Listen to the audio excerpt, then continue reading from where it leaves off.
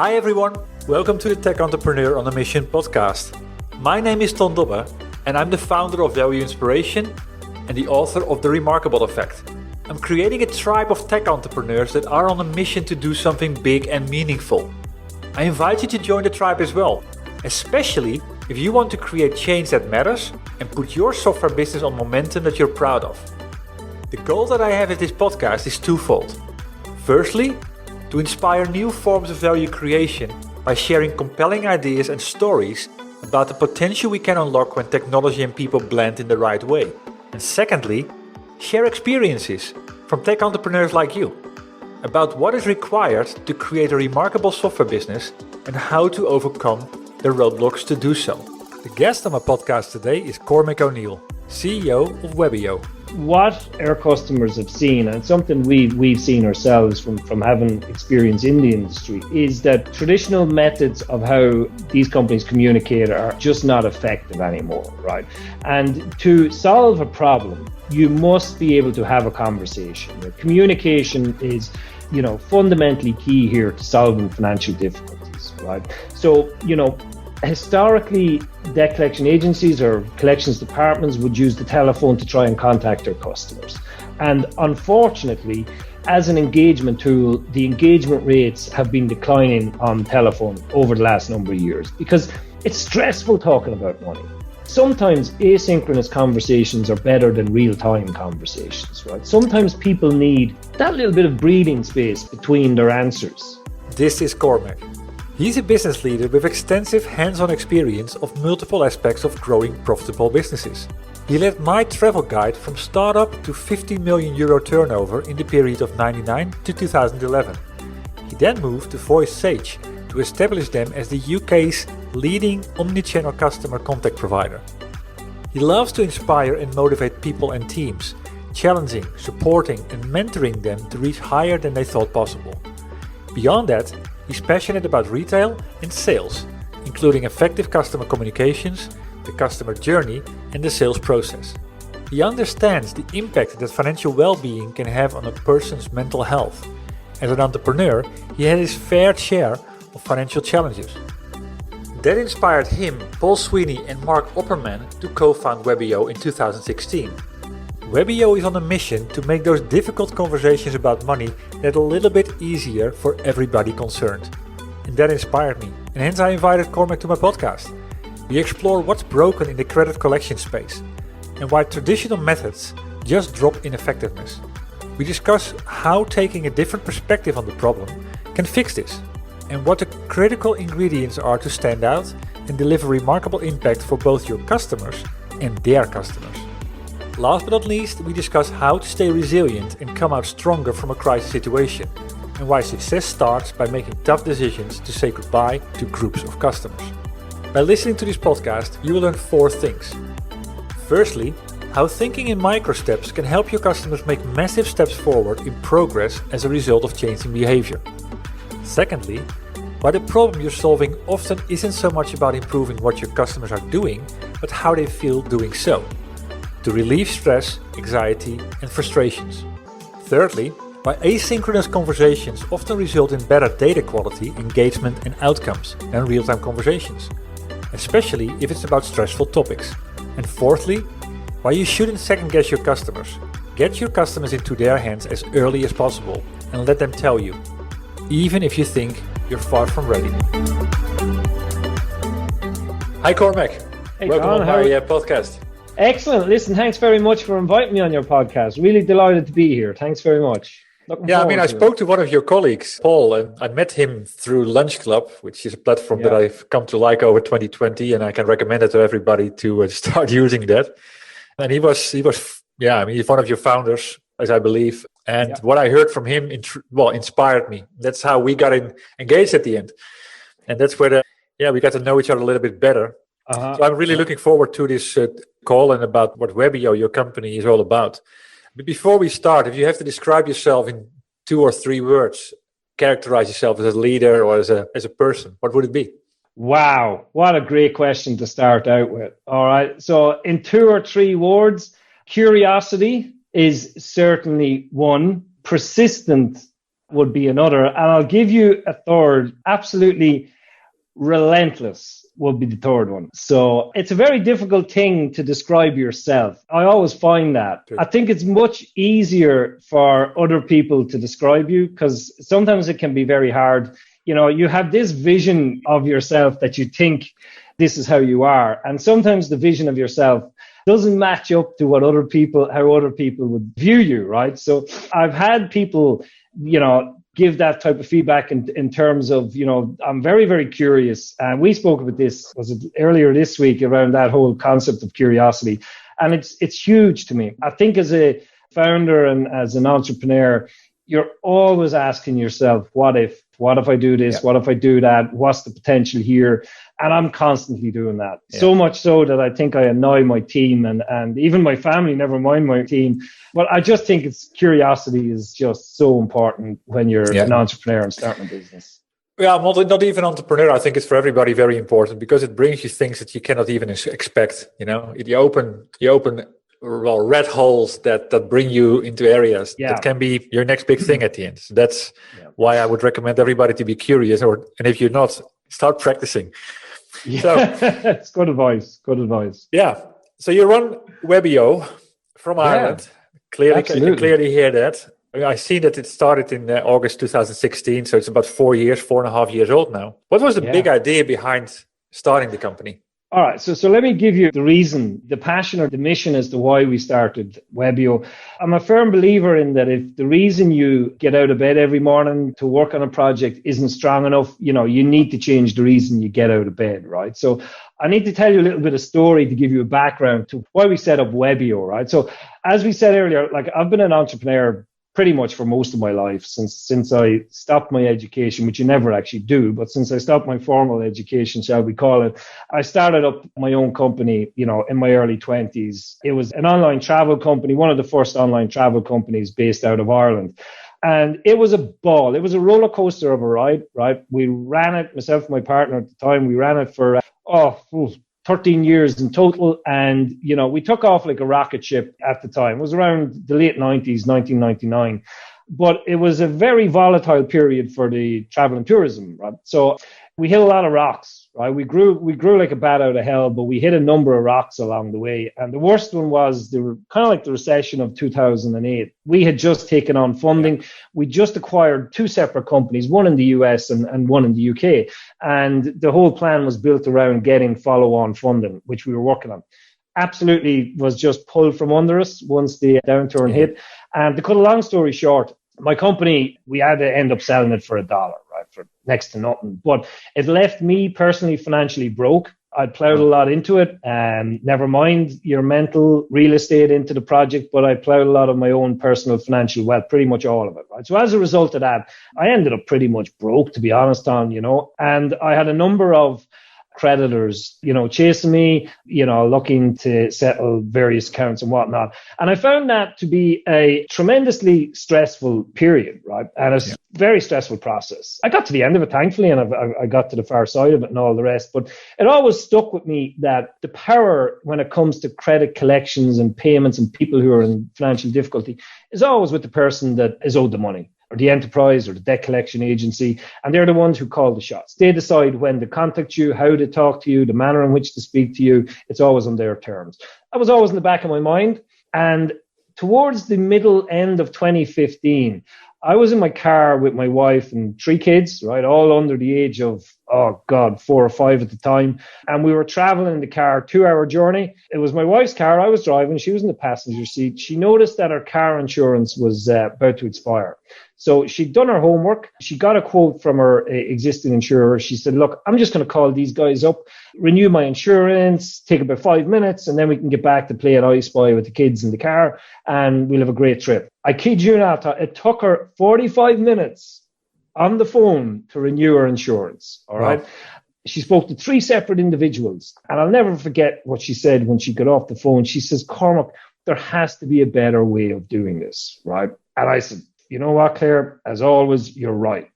So that kind of planted the seed in my head that customer engagement has to change, right? With this revolution of messaging apps that were just starting to get real traction that were coming out there. So Paul, as you mentioned, I worked with Paul at the time.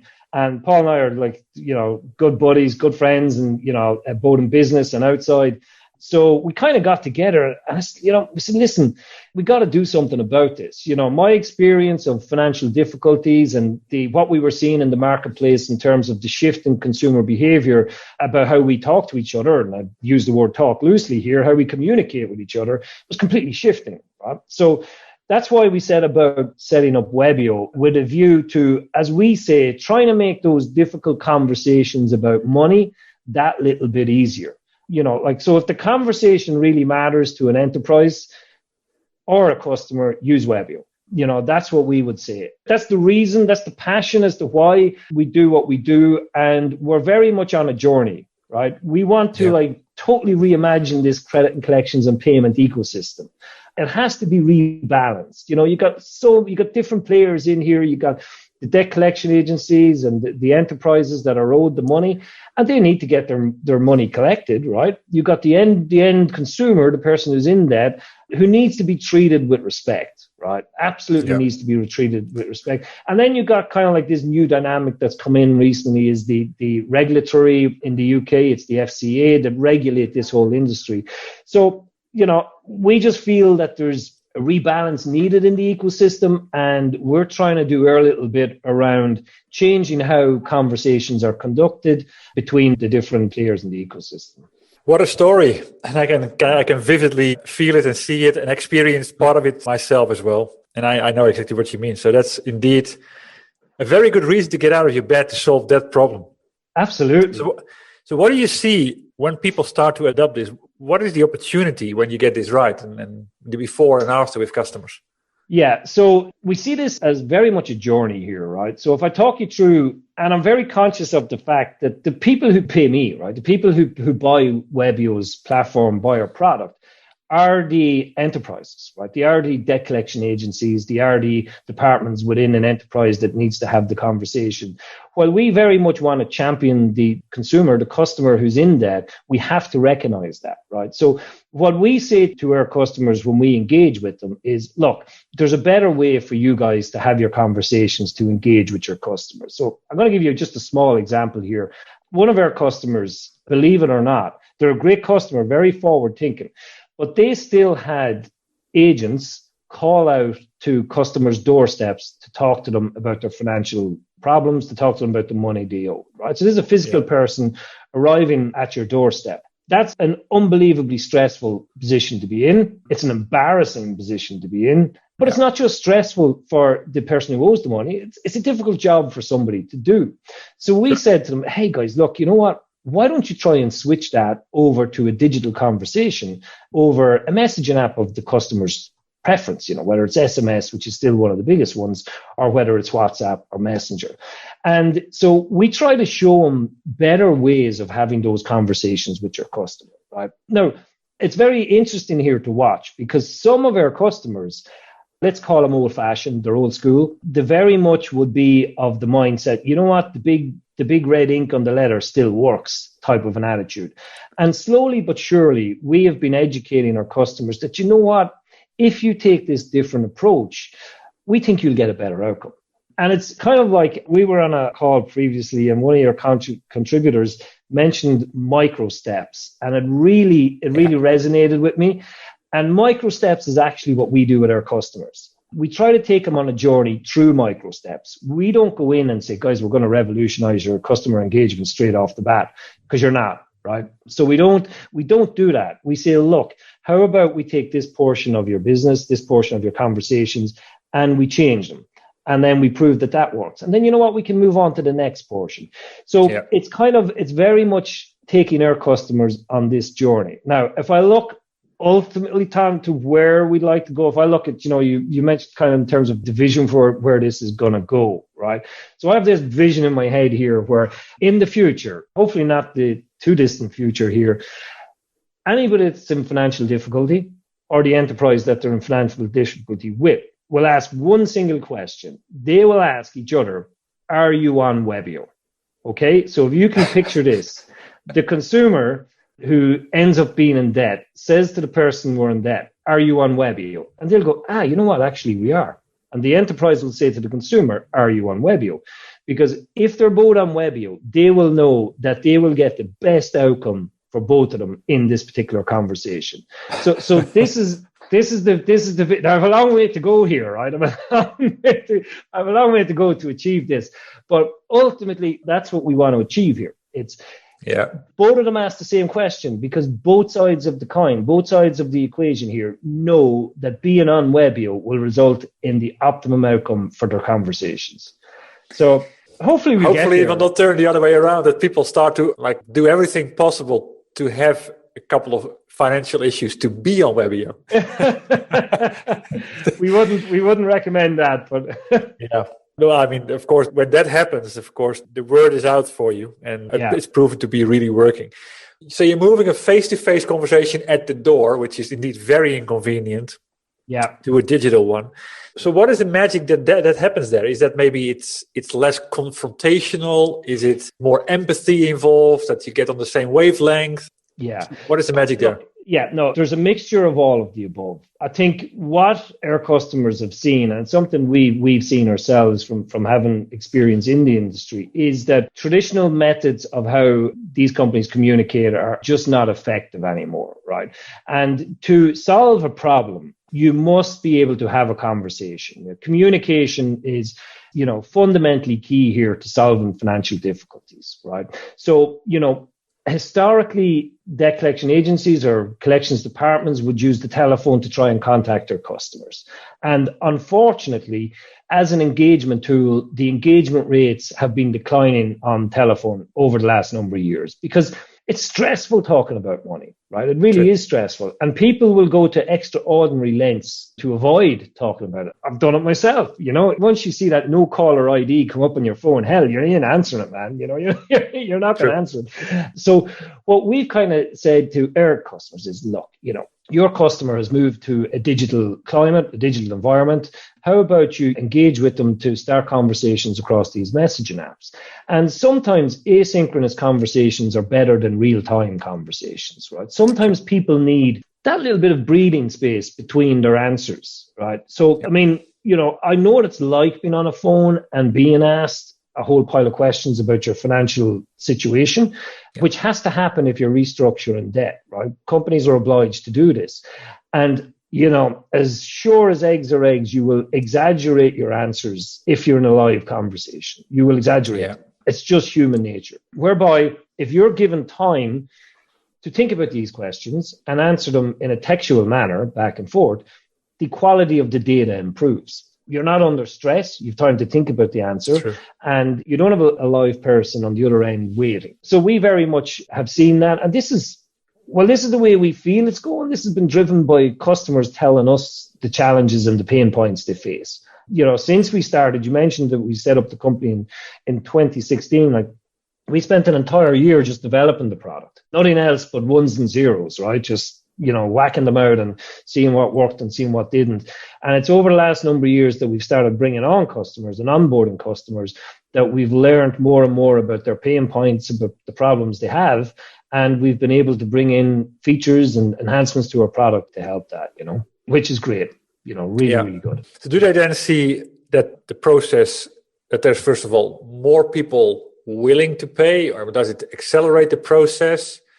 So the first thing you're doing is you're increasing the engagement rate, right? So once you got engagement, then you've got opportunity to solve the problem. And what we would see with our customers and what we would say to our customers is that once you get a conversation going, then try to understand because all conversations are textual, right? So they're all text-based. Webio is completely text-based. We don't do voice on our platform, although we have the capability to do voice over Alexa and Google Home and the like. It's just the world isn't ready for that just yet, right? But from a debt collection point of view, it's fine to ask Alexa what time it is, and she'd probably pop up in the background here. But, you're not prepared to have your difficult conversations about money there yet, right? So, we would then say, once you get them into that conversation, we analyze the data within those conversations, the data being the words that people are using. And by doing that, you can identify if a customer is in a particular state of mind, or you can identify the probability that a customer is in a particular state of mind, right? So, and this is where, while I absolutely hate the term secret sauce, but I'm going to use it. So in terms of our secret sauce, we're analyzing the data within conversations to prompt the agent or the conversational bot how to respond to them. So just let me give you a really brief example here. You may be having a conversation with an individual who is in financial or in mental difficulty. They may have addiction problems, they may have gambling problems, whatever the problem may be, right? So it's better that you have trained professionals to deal with those individuals than an automated conversation or indeed an agent in a contact center.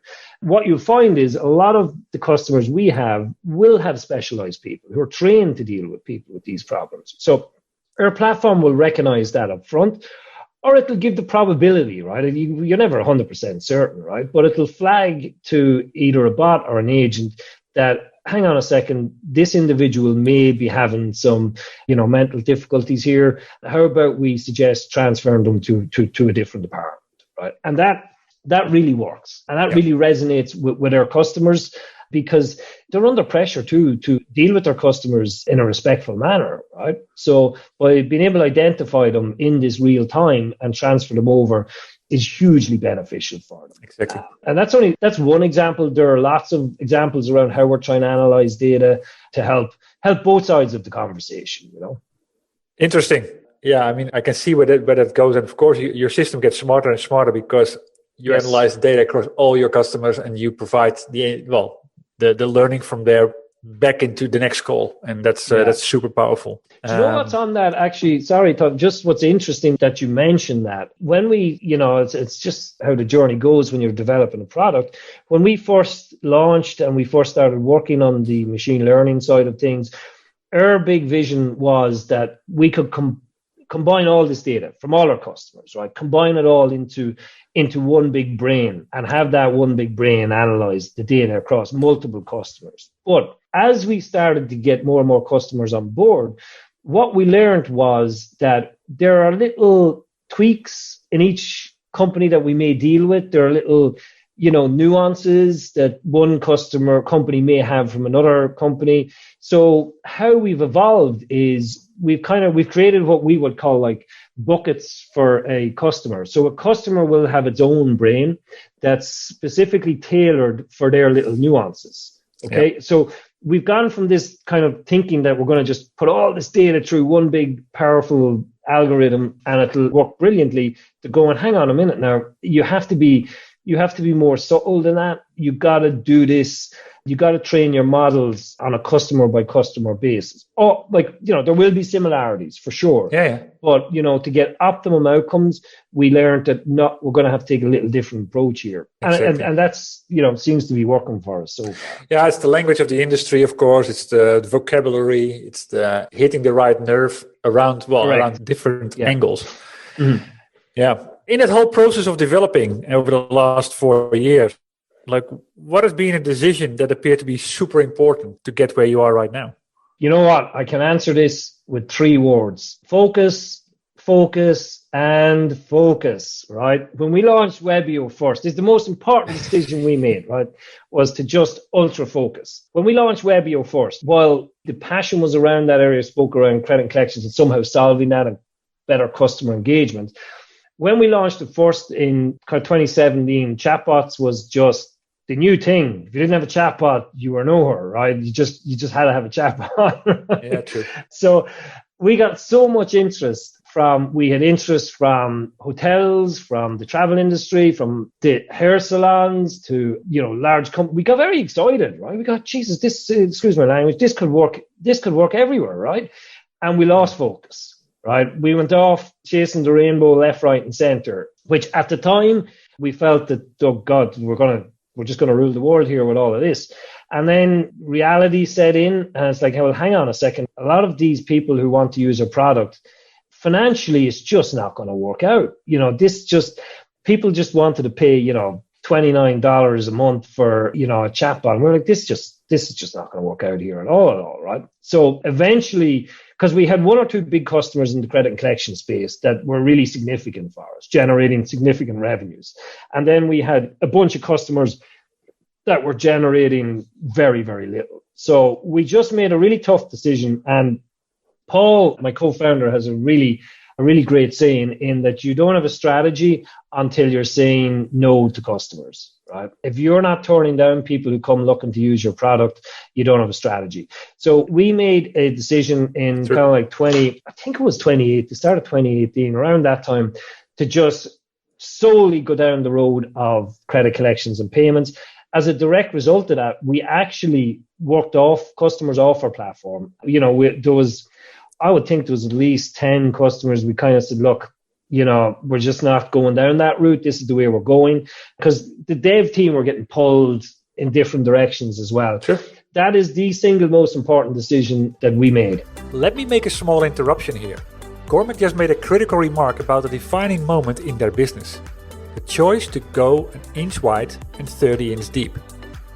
They decided to focus on one very specific use case rather than build a generic chatbot platform that could be used for numerous use cases. It's a trait remarkable software companies master. They realize they can't please everyone. With that realization, they can hone in on a much more meaningful problem, create something that's highly valuable and desirable, and create momentum on the back of that. You can master these traits as well, and I got two options for you to start. First, read or listen to my book The Remarkable Effect. You can find that on Amazon.com.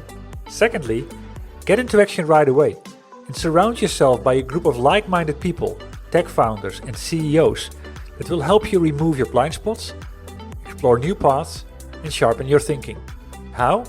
Just visit valueinspiration.com and see the videos where many of your peers share the experiences with our tribe and what they've come to value most. Back to the interview. Was to stay true to the North Star that we originally set out to. And we got a little bit distracted with the hype that was out there. And there was a lot of hype around the area of chatbot technology and where AI was at the time. So yeah, if there's any bit of advice I could give, it's just keep that focus. If you want to, expand as you nail that area you're focusing in, hey, go for it. Completely agree with that. And it goes all the way back to like falling in love with the problem rather than the product. Yeah. And understanding who you're for and who you're not for, because you're not in the chatbot business. You're in the business of helping people collect money in an easier way. And chatbots happens to be the right way to do it right now. 100%. Chatbots, it's simply a tool that people can use to get to the end goal here. Yeah, and true. We're very much about that when we talk to our customers. Because you're not in the area of credit and collections, difficult conversations about money. You're not going to remove the human touch anytime soon. You just aren't, because it's too complicated. You're dealing with too much emotion. So you're still going to need that element. You're going to need to blend the latest technology, whether it's chatbots or whether it's machine learning, with people. And we're very much big on that. I mean, all of our customers will have some form of a contact center. Some of them have pretty large ones, others have small, but they'll always have that human element. And we will never go into a customer and say, we're going to replace your agents with this super duper technology. We're not. We're going to say we're going to augment your agents with this super duper technology, ultimately to give a better impact for your metrics. And also, a huge thing in this area is positive brand experience around the customer and their experience of dealing with you. So we're big on that as well in terms of getting that impact across to our customers. Super important. Yeah. So you created a product and you learned along the way like where to focus, not to focus. What did you learn in selling this product and bringing it to market? Was it hard to start selling because at that time it was possibly quite early? Yeah, it was. So one of the key things we did straight off the bat, while we were developing the product, while it was in that kind of 9 to 12 months of development, we engaged with a customer straight off the bat. Even though we didn't have a product, we engaged with a customer that we knew from a previous life, pretty large customer. And we said, look, this is the journey we want to go on. This is the problem we want to solve. Would you guys mind helping us as we build it out? Key. That was really important for us, because we had a customer ready to go to trial our product once we had it to the point where it was, let's call it the minimum viable product. So really, really key. They loved it. And it wasn't perfect out of the box, right? There was lots of bugs and glitches, but they stuck with us. They knew what we were trying to achieve. They knew the impact it could potentially have when we were successful. So they hung in there. They've since become not only our longest, but our largest customer. They've grown phenomenally over the last 3-4 years we've been with them. But more importantly was we could use that customer, well known in the UK, well known customer in the industry. We could use them as a reference when we went out and spoke to other customers. That was the single most important thing we did in terms of building out our customer base. I know it's not easy. Everybody can't do that straight off the bat. I'm aware of that. We were fortunate in that we had a relationship that at least got us in the door to start the conversation day one. So that was very so important. Yeah, so important. I mean, along that journey, and of course, having a reference customer in the first place, but then you get from customer 1 to 2, from 2 to 5, from 5 to 10. At some point in that journey, see a breakthrough moment, and what caused it? We did. Well, I'm laughing because we saw a breakthrough moment in January 2020. We were growing 30%. January and February, we were growing 30% month on month, right? Seemingly in the SaaS software industry, growing 30% month on month is this key magical figure you got to get to, right? True. So we were actually experiencing it and we were living it. February of last year, I was just really, we were fired up. This is happening. This is taking off. We put in a lot of hard work to get it to where it was. We built up a good pipeline. And, just to kind of go back a little bit, we were educating customers for a period of time because it's relatively new technology. So there's a period of time you go through that's educational. People are looking at it to think, okay. They were finding out more and more about it, what it could do, what it couldn't do in general, not just Webio, but across the board.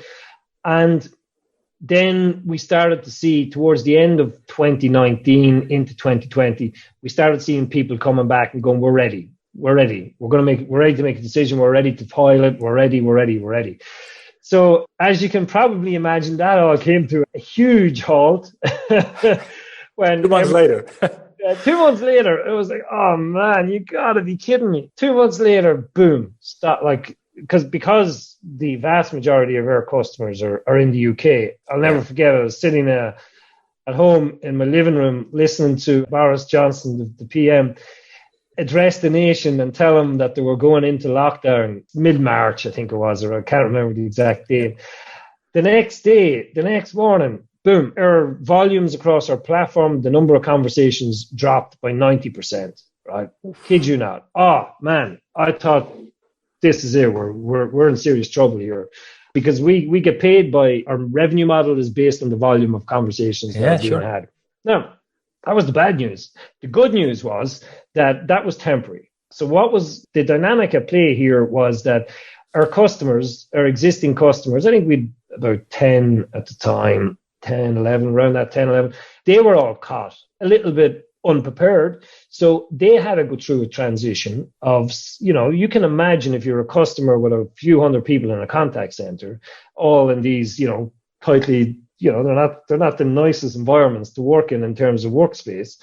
Suddenly they're all working from home. That's a huge logistical challenge to get all these people set up, give them access to the technology, the hardware they need. So what happened with us was that our customers were going through a transition period themselves.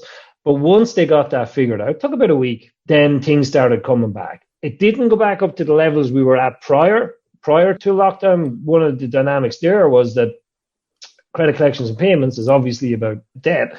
So a lot of governments in the UK asked companies to give people a break, rightly so. Absolutely, yeah. So there was, 3, 4, 6 month payment holidays. That was 100% the right move to do. For Webio, that meant less conversations being had, which is fine.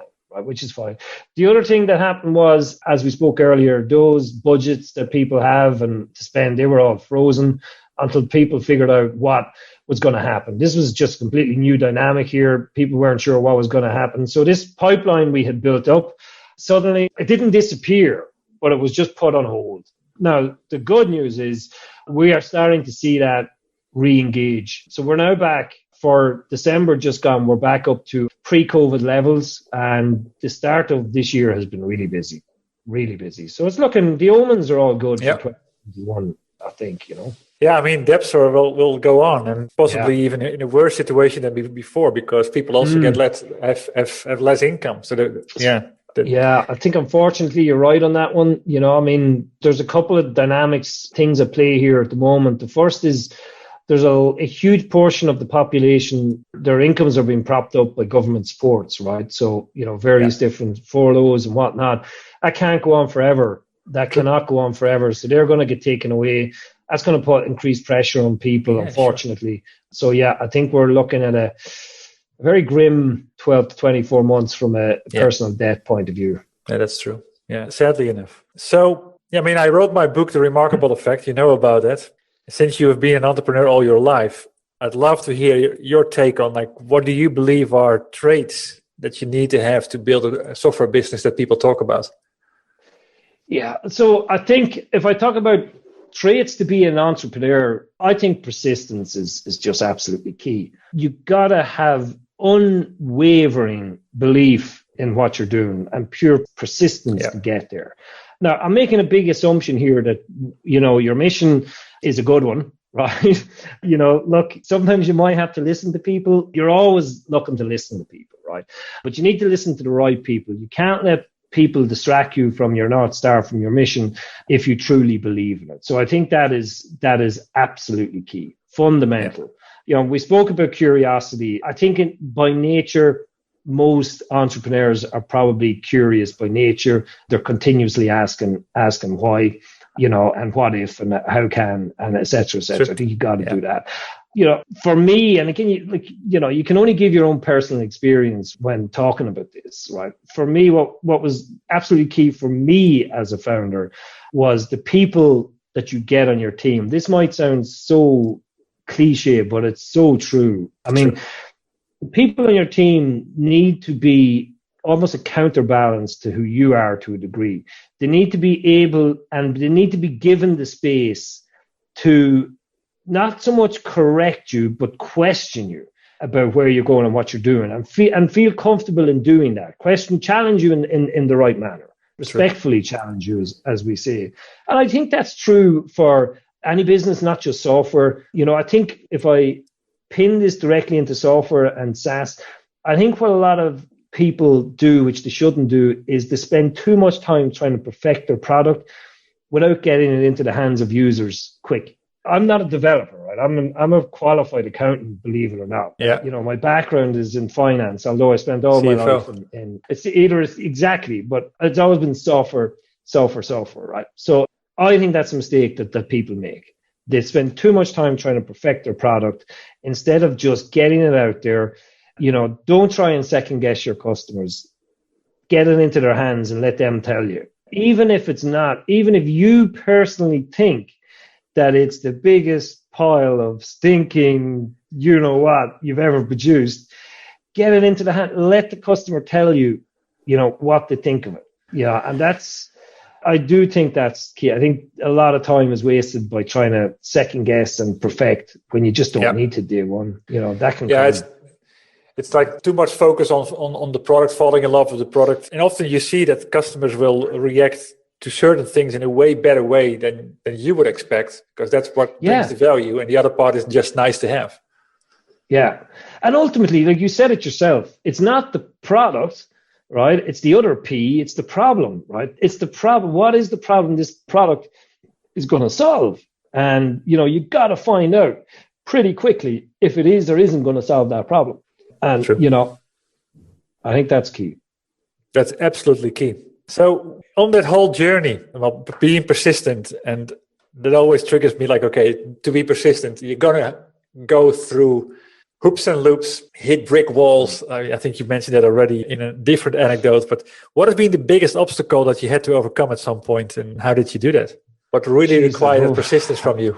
I've overcome so much. So I want to just try and keep it to Webio here. I don't want to go back to previous companies because we've had some great success as well as the challenges that we spoke about earlier. I think when I look at Webio and the challenges we overcame, we had a great investor on our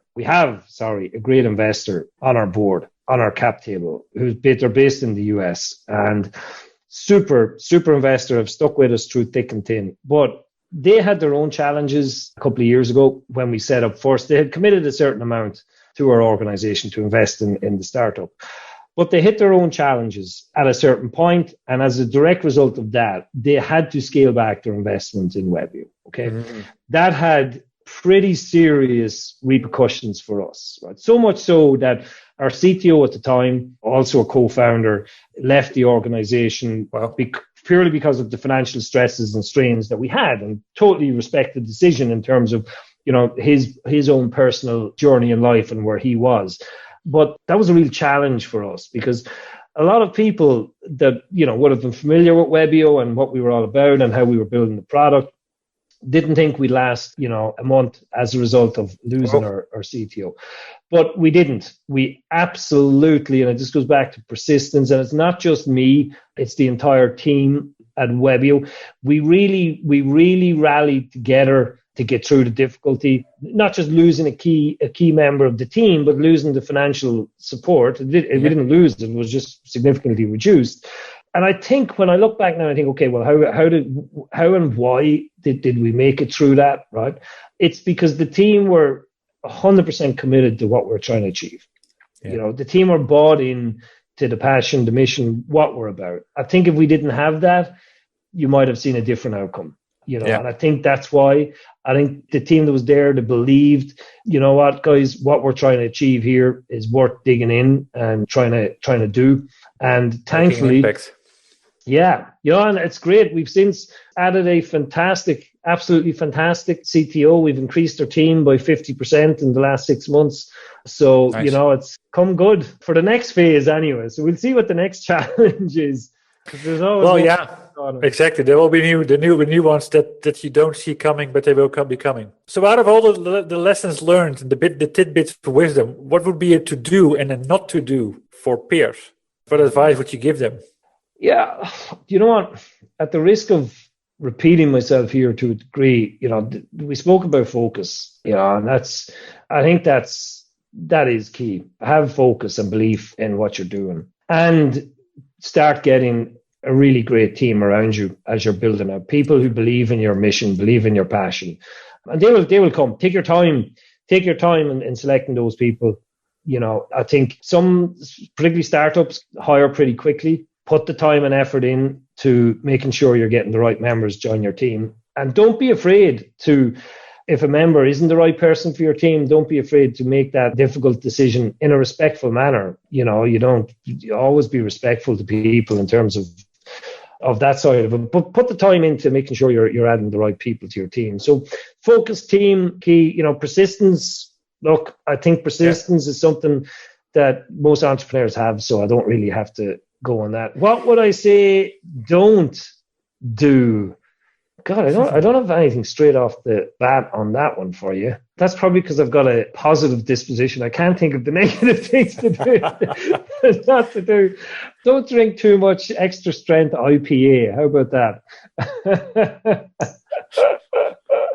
I can't think of anything straight off the bat on that. No, that's no problem at all. I mean, often the best things come just straight out, and if they don't, well, don't worry about it. So what's next? What's your greatest aspiration, and where do you want to take Webio in the next 12, 16 months? So we were fortunate. Yeah, no worries. We were fortunate enough to get a small round of funding in 2020 from our existing shareholders and one additional one. So we're in a good position as we go into 2021. What we want to do for the year ahead, we want to kind of consolidate our position in terms of where we are in the UK market. It's the market we started out in, and obviously build out from there. And we've recently brought on our first customer in Italy and in the EU. So we're looking to expand into the EU side of things. From a product point of view, you got to be investing in your product and reinventing it all the time. I'm passionate about that. It's not about your customers don't buy you for what you do today. They're going to buy you for what you're going to do for them next year and the year after. So if you take the eye off the ball there, you're going to get left behind, because the speed at which you can do a startup, the tools for getting a startup off the ground are just brilliant, right? So I'm just going to give you a slight segue here. I remember when I started with the first travel company way back when, the cost of getting a online booking system at the time was $1 million, right? We were quoted $1 million for online. $1 million is what it was going to cost you. You can get the same thing today for $9.99 a month on a subscription. Just the possibilities for startups today are just phenomenal. Now, that brings added competition, right? But the point there is always look at your product and don't look at where it's at today. Look at where the ball is going to be. I think it was what was that hockey player that said, I'm always looking to where the puck is going to go. Gretzky, isn't it? Yeah. Gretzky, yeah, exactly. So that's what the reason I bring that's where we're investing in our product to the next generation. And Paul's co-founder and our chief product guy, and he's got some really great ideas. I can't tell you about them right now. So keep an eye on you. Yeah. Cool. So that's it for 2021. We'll see how that goes. Exactly. Well, good luck with that. But where can people go to find out more about Webio and to connect with you to say hi? Yeah, absolutely. You can go to www.webio.com. So WEBIO.com. And somewhere in there, you will see my picture and my LinkedIn. So feel free to click on that and connect to me on LinkedIn. Definitely always love to meet new people. Always love to have a chat. That's how we met across the lunch thing, which for me has been great. There's only so long you can talk to your children and your partner. You got to start talking to other people after a while, Exactly. So that's where you can learn more all about us. Yeah. Super. Listen, thank you. I really enjoyed it, Tom. This has been fantastic. I really enjoyed it as well. I learned a great number of things. I like your style. I like the way you look at driving the company and the persistence and being relentless about it. So keep up that good work and magic will come. Thanks. Excellent. Thanks very much. And this ends my conversation with Cormac. I hope you enjoyed it. And if so, please leave a review on iTunes. And if it inspired you, please share it with other tech entrepreneurs on a mission that you have in your network. Other than that, thank you for tuning into this podcast. I had the honor to speak to Cormac O'Neill, CEO of Webio. As said, the goal that I have in this podcast is twofold. Firstly, to inspire new forms of value creation by sharing compelling ideas and stories about the potential we can unlock when technology and people blend in the right way. And secondly, share experiences from tech entrepreneurs like you about what is required to create a remarkable software business and how to overcome the roadblocks to do so. Before I close, I have 2 more comments to make. If you know other tech entrepreneurs on a mission that have a story worth sharing, please send me an email at ton.dobby@valueinspiration.com. Building the momentum all starts with revealing the ideas. And that starts with you. And if you want to know more about my book, or you're interested in joining the Remarkable Effect tribe, please visit my website at www.valueinspiration.com. Thanks for tuning in. And you could do me a big favor by rating the podcast on iTunes or provide me with your feedback directly. I'll see you shortly on a new episode.